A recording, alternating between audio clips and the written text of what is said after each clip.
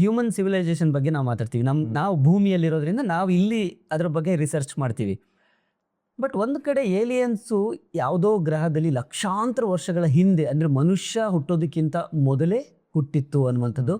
ಹಾಗಾಗಿ ಅದು time travel ಆಗಿ ಈಗ ಬರ್ತಾ ಇದೆ ಅನ್ನುವಂಥದ್ದು ಅನ್ನೋದ್ರ ಬಗ್ಗೆ ಒಂದು ಚರ್ಚೆ ಐತಿ. ಇದ್ರ ಬಗ್ಗೆ ನನಗೆ ಕ್ಲಾರಿಟಿ ಇಲ್ಲ. ಅಂದರೆ ಇದು ಎಲ್ಲೋ ಒಂದು ಕಡೆ ಮಾಹಿತಿ ಓದಿದ್ದು. ಅಂದರೆ ಇದ್ರ ಬಗ್ಗೆ ಏನು ಮಾಹಿತಿ ಇದೆ? ಅಂದರೆ ಅವ್ರು ನಮಗಿಂತ, ಅಂದರೆ ಹ್ಯೂಮನ್ ಸಿವಿಲೈಸೇಷನ್ಗಿಂತ ಮುಂಚೆ ಬಂದಿದ್ರಿಂದ ಅವರು ನಮಗಿಂತ ಸೈನ್ಸಲ್ಲಿ ಅಹೆಡ್ ಇದ್ದಾರೆ, ನಮಗಿಂತ ಸ್ಟ್ರಾಂಗ್ ಆಗಿದ್ದಾರೆ, ಪವರ್ಫುಲ್ ಇದ್ದಾರೆ ಅನ್ನೋದ್ರ ಬಗ್ಗೆ ಒಂದಷ್ಟು ಚರ್ಚೆ ಇದೆ. ಹೌದು.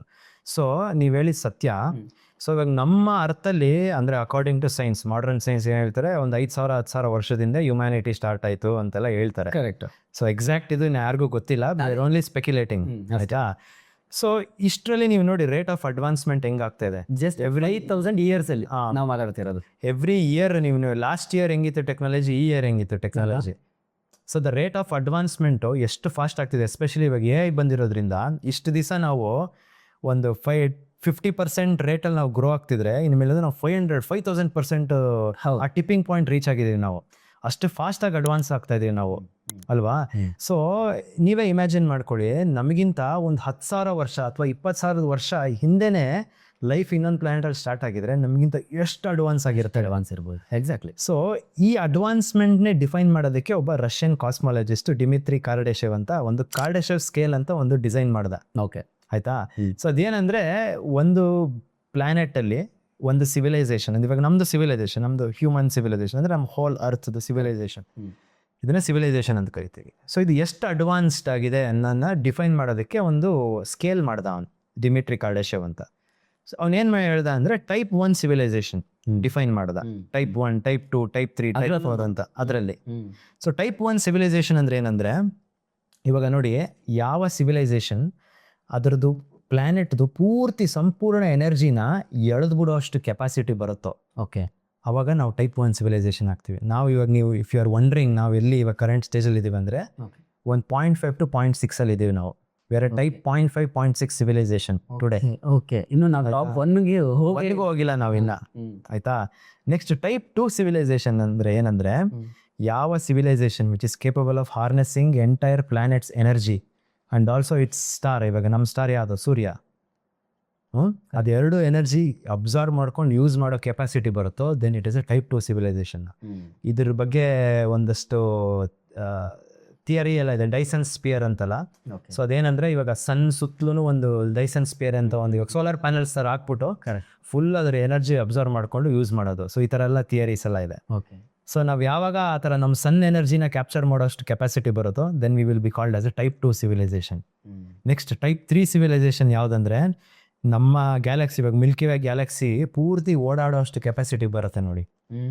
ಇಲ್ಲಿಂದ ಪಕ್ಕದ ಪ್ಲಾನೆಟಿಂದ ಪಕ್ಕದ ಪ್ಲಾನೆಟ್ ಹೋಗಿ ಅದ್ರ ಎನರ್ಜಿ ಹಾರ್ನೆಸ್ ಮಾಡ್ಕೊಂಡು ಅಲ್ಲಿರೋ ರಿಸೋರ್ಸಸ್ ಎತ್ಕೊಂಡು ಇಲ್ಲಿ ಬರೋ ಆ ಥರ ಯಾವಾಗ ಪೊಟೆನ್ಷಿಯಲ್ ರೀಚ್ ಆಗ್ತೀವೋ, then we will be called as a type 3 civilisation. Next type 4 which is capable of traveling entire universe. Multiple ಒಂದು ಗ್ಯಾಲಕ್ಸಿ ಟು ಇನ್ನೊಂದು ಗ್ಯಾಲಕ್ಸಿ ಹೋಗೋ ಥರ, then will be a type 4. ಇದೇ ಥರ ನೀವೇ ಊಹೆ ಮಾಡ್ಕೊಳ್ಳಿ, what will be a type 100 civilisation ಅಲ್ವಾ? ಎಷ್ಟು ಅಡ್ವಾನ್ಸ್ ಇರ್ಬೋದು. ಹೌದು.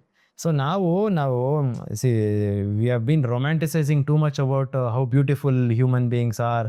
ಇದೆಲ್ಲ ನಾವು ಹ್ಯುಮ್ಯಾನಿಟಿ ಹಂಗೆ ಅಂತೆಲ್ಲ ಮಾತಾಡ್ತೀವಿ. ಹೌದು. ಬಟ್ ರಿಯಲಿ ನೀವು ಯೋಚನೆ ಮಾಡಿ, ನಾವು ಅಂಥ ಅಡ್ವಾನ್ಸ್ ಸಿವಿಲೈಸೇಷನ್ ಅಲ್ಲ, ನಾವು are a very violent species. ನೀವು ನೋಡಿ, ಇವಾಗಲೂ ನಾವು race, religion, caste, creed, sex, ethnicity, gender ಯಾವುದಕ್ಕೆಲ್ಲ ಜಗಳ ಆಡ್ತೀಲ್ವಾ? ಇವಾಗಲೂ ನೋಡಿ, ಸಿಲ್ಲಿ ಪೆಟ್ರೋಲಿಗೆ ಜಗಳ ಆಡ್ತೀವಿ, ವಾರ್ ಯಾವುದಕ್ಕೆಲ್ಲ ಮಾಡ್ತೀವಿ, ಕಾಸ್ಟ್ ಹೊಡೆದಾಡ್ತಾ ಇದೀವಿ, ಯಾವುದಕ್ಕೆಲ್ಲ ಜಗಳ ಆಡ್ತಿದೀವಿ. ನಾವು we are not a very advance civilisation ಅಲ್ವಾ? ನಾವಿನ್ನ ಮಂಕೀನೇ, ನಾವು ಮಂಕೀಸ್ ಥರನೇ ನಾವಿನ್ನ. ಸೊ ನಾವೇನೋ ಎಸ್ ಎಷ್ಟೊಂದು ಅಡ್ವಾನ್ಸ್ಮೆಂಟ್ ಎಲ್ಲ ಆಗಿದೆ, but when you compare this to the scale of universe, we are nothing. Very true ಅಲ್ವಾ? ಸೊ ನಾವು ಟೈಪ್ 0.5 ಸಿವಿಲೈಸೇಷನ್ ಅಷ್ಟೇ ನಾವು. ಸೊ ಅಲ್ಲಿಗೆ ಏಲಿಯನ್ಸ್ ಅಂದರೆ ಅನ್ಯಗ್ರಹ ಜೀವಿಗಳ ಬಗ್ಗೆ ನಾವೇನು ಮಾತಾಡ್ತಾ ಇದ್ದೀವಿ, ಬಹುಶಃ ಅವ್ರು ಎಷ್ಟೋ ಲಕ್ಷಾಂತರ ವರ್ಷಗಳ ಹಿಂದೆ ಹುಟ್ಟಿದ್ರು ಅಂತ ಆದರೆ ಅವ್ರು ಇವತ್ತಿಗೆ ಎಷ್ಟು ಅಹೆಡ್ ಇರ್ಬೋದು ಅಂತ. ಇನ್ನೊಂದು ಕಡೆ ಓದ್ದೆ, ಅನ್ಯಗ್ರಹ ಜೀವಿಗಳು ನಮ್ಮ ನಡುವೆನೂ ಇರಬಹುದು ಅನ್ನೋದ್ರ ಬಗ್ಗೆ ಗೊತ್ತಿಲ್ಲ ನನಗೆ. ಅಂದ್ರೆ ಸರ್ಪ್ರೈಸಿಂಗ್ ಅಂತ ಅನಿಸ್ತು. ಇರಬಹುದು, ನಮ್ಮ ನಡುವೆನೇ ಓಡಾಡ್ತಾನು ಇರಬಹುದು, ಯಾವ ರೂಪದಲ್ಲಿ ಇದೆ ಅಂತ ಗೊತ್ತಿಲ್ಲ ಈ ಏಲಿಯನ್ಸ್ ಅನ್ನೋದು. ಇದ್ರ ಬಗ್ಗೆ ಏನಾದ್ರು ಮಾಹಿತಿ ಇದೆಯಾ? ಸೊ ಇವಾಗ ನಿಮ್ಗೆ ಪ್ರಶ್ನೆ ಇರ್ಬೋದು, ಓಕೆ ಅಷ್ಟು ಅಡ್ವಾನ್ಸ್ ಲೈಫ್ ಫಾರ್ಮ್ಸ್ ಇದೆ, ಅದಕ್ಕೆ ಈ ತರ ಟ್ರಾವೆಲ್ ಮಾಡೋ ಕೆಪಬಿಲಿಟಿ ಇದೆ, ಫ್ಲೈಯಿಂಗ್ ಸಾರ್ಸರ್ಸ್ ಅಲ್ಲಿ ಬರುತ್ತೆ. ಇಲ್ಲೇ ನಮ್ಮ ಅರ್ಥಲ್ಲೇ ಎಷ್ಟೊಂದು ವಿಡಿಯೋಸ್ ಎಲ್ಲ ಸಿಕ್ಕಿದೆ ಫ್ಲೈಯಿಂಗ್ ಸಾರ್ಸರ್ಸ್ ಬರೋದು ಅಲ್ವಾ? ಎಷ್ಟು ನಿಜ ಸುಳ್ಳು ಇನ್ನ ಗೊತ್ತಿಲ್ಲ, ಬಟ್ ತುಂಬಾ ಕನ್ವಿನ್ಸಿಂಗ್ ಇರೋ ಫುಟೇಜಸ್ ಒಂದು ಸಿಕ್ಕಿದೆ, ಇದೆ ಆಯ್ತಾ. ಸೊ ನೀವು ಕೇಳ್ಬೋದು ಏನಕ್ಕೆ ನಮ್ಮ ಜೊತೆ ಇಂಟ್ರಾಕ್ಟ್ ಮಾಡ್ತಿಲ್ಲ. ದಟ್ಸ್ ಬಟ್ ಅದು ಪ್ರಶ್ನೆ. ಸೊ ಇದಕ್ಕೆ I will go back to what I said before. We are still a very primitive civilisation. ನಾವಿನ್ನ ಮಂಕಿ ತರ, we are still not ready for the contact. ಅರ್ಥ ಆಯ್ತಾ? ಇವಾಗ ನಾವು ಎಕ್ಸಾಂಪಲ್, ಇವಾಗ ನಾವು human beings, we are more advance than monkeys or chimpanzees, orangutans. ನಾವ್ ಹೆಂಗೆ ಒಂದು ಸಫಾರಿಲಿ ಹೋಗ್ಬಿಟ್ಟು ದೂರದಿಂದ ಅದನ್ನ ಅಬ್ಸರ್ವ್ ಮಾಡ್ತೀವಿ ಅಷ್ಟೇ. ನಾವು ಅದ್ರ ದಿನನಿತ್ಯ ಲೈಫಲ್ಲಿ ನಾವು ಹೋಗಿ ಇನ್ವಾಲ್ವ್ ಆಗಲ್ಲ, ದೂರದಿಂದ ಜಸ್ಟ್ ಅಬ್ಸರ್ವ್ ಮಾಡ್ತೀವಿ ಅಷ್ಟೇ. ನಾವಲ್ಲಿ ಹೋಗಿ ಅದ್ರ ಜೊತೆ ಇಂಟ್ರಾಕ್ಟ್ ಮಾಡಕ್ ಹೋದ್ರೆ ಏನಾಗುತ್ತೆ ಹೇಳಿ? ಫುಲ್ ಅಲ್ಲೋಲ ಕಲ್ಲೋಲ ಆಗ್ಬಿಡಲ್ವಾ? ಇವಾಗ ನೀವೇ ಇಮ್ಯಾಜಿನ್ ಮಾಡ್ಕೊಳ್ಳಿ, ಇವಾಗ ವಿಧಾನಸೌಧದ ಹತ್ರ ಒಂದು ಏಲಿಯನ್ ಸ್ಪೇಸ್ ಶಿಪ್ ಬಂದು ಲ್ಯಾಂಡ್ ಆಗ್ಬಿಟ್ರೆ ಹೆಂಗಿರುತ್ತೆ? ಅಲ್ಲೋಲ ಕಲ್ಲೋಲ ಆಗ್ಬಿಡುತ್ತೆ. ಸ್ವಲ್ಪ ಜನ ಎಲ್ಲ ಸ್ವಾಗತ ಮಾಡಿ ಅದನ್ನ ಇದು ಮಾಡ್ತಾರ. So they think they know, because they are so advanced then us, they know V are still not ready for contact it. ಅದಕ್ಕೇನೆ ಬಿಟ್ಸ್ ಅಂಡ್ ಪೀಸಸ್ ಅಲ್ಲಿ ಸ್ಲೋ ಆಗಿ ನಮ್ಗೆ ಇನ್ಫಾರ್ಮೇಶನ್ಗಳು ಕೊಡ್ತಾ ಇದೆ ಅಂತ. ಎಷ್ಟೊಂದು ಸ್ಪೆಕ್ಯುಲೇಷನ್ ಇದೆ, ನಮ್ ಎಷ್ಟೊಂದು ಗೌರ್ಮೆಂಟ್ಸ್ ಜೊತೆ ಅದು ಟಚ್ ಅಲ್ಲಿ ಇದೆ. ಸ್ಲೋ ಆಗಿ ಜನರಿಗೆ ಪೀಸ್ ಬೈ ಪೀಸ್ ಚೂರ್ ಚೂರ್ ಚೂರ್ ಚೂರ್ ಚೂರ್ ಚೂರ್ ಹೇಳ್ಕೊಂಡು ಒನ್ ಫೈನಲ್ ಡೇ ಅದು ರಿವೀಲ್ ಆಗತ್ತೆ. ಓಕೆ ಓಕೆ ಓಕೆ ಅದು ಯಾವ ಥರ ಬೇಕಾದ್ರೂ ಇಂಪ್ಯಾಕ್ಟ್ ಮಾಡ್ಬೋದು ಅಂತ. ಈಗ ಟೆಕ್ನಾಲಜಿ ಅಥವಾ ಟೆಕ್ನಿಕಲ್ ಆಸ್ಪೆಕ್ಟ್ಸ್ ಅಲ್ಲಿ ನೋಡಿದಾಗ ತುಂಬಾ ಅಹೆಡ್ ಇರೋದ್ರಿಂದ ಅದು ಇನ್ವಿಸಿಬಲ್ ಆಗಿ ಇರಬಹುದು ಅಂತ, ಆ ಥರದ ಟೆಕ್ನಾಲಜಿನೇ ಅಡಾಪ್ಟ್ ಮಾಡ್ಕೊಂಡಿರಬಹುದು ಅಂತ. ಸೊ ನಮ್ಗೆ ಕಾಣಿಸ್ತಾ ಇಲ್ಲ, ಅದು ಬೇರೆ ರೀತಿಯಲ್ಲಿ ಅದಿಲ್ಲಿ ಬಂದು ಏನು ತನಗೆ ಏನ್ ಬೇಕೋ ಅದನ್ನ ಮಾಡ್ತಾ ಇರ್ಬೋದು. ಹೌದು, ಎಕ್ಸಾಂಪಲ್ ಹೇಳ್ತೀನಿ ನೋಡಿ. ಲೈಟಲ್ಲಿ ನಿಮಗೆ ಎಲೆಕ್ಟ್ರೋಮ್ಯಾಗ್ನೆಟಿಕ್ ಸ್ಪೆಕ್ಟ್ರಮ್ ಅಂತ ಬರುತ್ತೆ, ಆಯ್ತಾ? ಅದರಲ್ಲಿ it starts from lower wavelength to higher wavelength, frequency to higher frequency, ಆಯ್ತಾ? ನಮ್ಮ ಹ್ಯೂಮನ್ ಐಗೆ ಕಾಣೋದು 20 ಹರ್ಟ್ಸ್ ವಿಸಿಬಲ್ ಲೈಟ್ ಅಷ್ಟೇ. So infrared, microwave, UV, visible light, gamma rays, X rays, ಈ ಥರ ಬೇರೆ ಬೇರೆ ಬೇರೆ ಬೇರೆ ಲೈಟ್ ಟೈಪ್ಸ್ ಆಫ್ ಲೈಟ್ ಇದೆ. ನಮ್ಮ ಹ್ಯೂಮನ್ ಐಗೆ ಕಾಣೋದು ಬರೀ ವಿಸಿಬಲ್ ಲೈಟ್ ಅಷ್ಟೇ. ಸೊ ಆ ಏಲಿಯನ್ನು ಗಾಮಾ ರೇಸ್ ಎಮಿಟ್ ಮಾಡೋ ಅಂತ ಒಂದು ಜೀವಿ ಇರ್ಬೋದು, ಆದ್ರೆ ನಮ್ಮ ಕಣ್ಣು ಕಾಣಲೇ ಇಲ್ಲ, ಬಿಕಾಸ್ ನಮ್ಮ ಕಣ್ಣೆಲ್ಲ ಅಪ್ಯಾರಟಸ್ಸೇ ಇಲ್ಲ. ಇವಾಗ ನನ್ನ ಪಕ್ಕನೇ ಇಲ್ಲಿದ್ರು ನನಗೆ ಕಾಣಲ್ಲ, ಯಾಕಂದ್ರೆ ನನಗೆ ಕಾಣಿಸೋದು 20 hertz to 20 kilo hertz. Same with our ears, ನಮಗೆ ಕೇಳಿಸೋದು frequency 20 hertz to 20 kilo hertz ಅಷ್ಟೇ ಅನ್ಸುತ್ತೆ. ಆದ್ರೆ I might be wrong with this, but there is ಇದಿದೆ. ಹಾ, ಆದ್ರೆ ನಾಯಿಗಳಿಗೆ ಒಂದು ಇನ್ನ ಕಮ್ಮಿ ಫ್ರೀಕ್ವೆನ್ಸಿ ಕೇಳಿಸುತ್ತೆ, ಡಾಗ್ ವಿಸಲ್ ಅಂತೆಲ್ಲ ಬರುತ್ತೆ.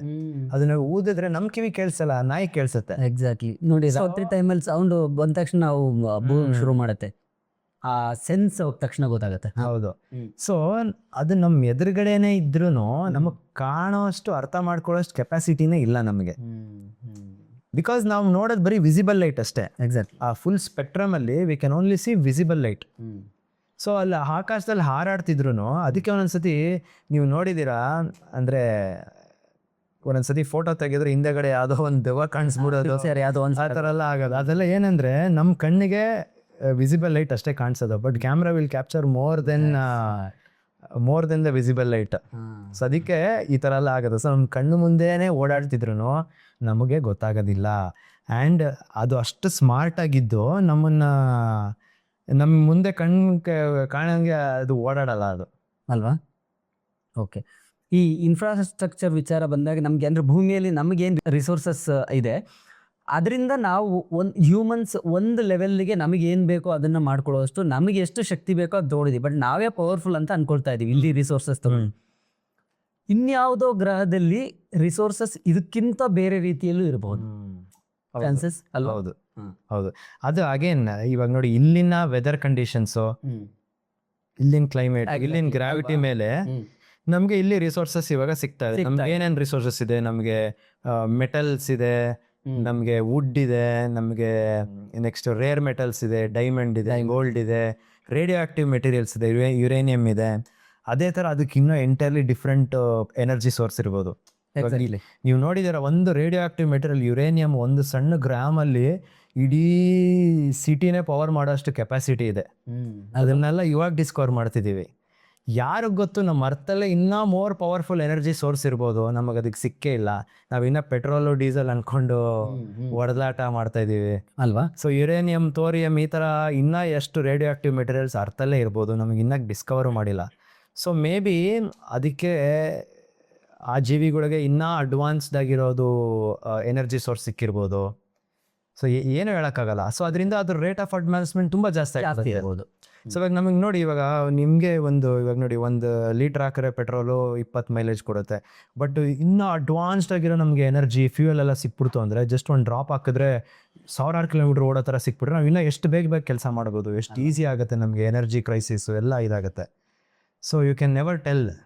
ಓಕೆ, ಏಲಿಯನ್ಸ್ ಅಂತ ಬಂದ ತಕ್ಷಣ ಒಂದು ಅಮೇರಿಕ ಬಗ್ಗೆ ಚರ್ಚೆ ಆಗುತ್ತೆ. ಈಗ 1969 ಐ ಥಿಂಕ್ ನೀಲ್ ಆರ್ಮ್ಸ್ಟ್ರಾಂಗ್ ಚಂದ್ರನ ಮೇಲೆ ಫಸ್ಟ್ ಕಾಲಿಟ್ಟ ಹ್ಯೂಮನ್ ಅಲ್ವಾ.